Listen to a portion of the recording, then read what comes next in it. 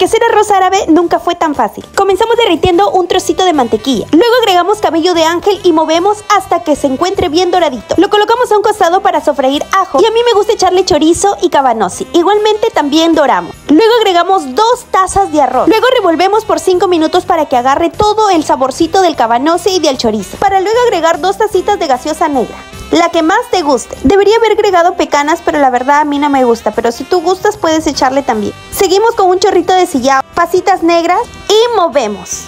Que no se te olvide la sal y el ajinomoto. Y una tacita de agüita también. Ahora sí, lo dejamos por 10 minutitos para luego agregar el cabello de ángel sofrito y volvemos a dejarlo por 20 minutitos más. Y ahora sí, ya está listo nuestro arroz árabe, listo para ser acompañado con un pollito también al horno que también preparamos y poder disfrutarlo con muchísimo gusto. Y ahora sí, servimos y buen provecho.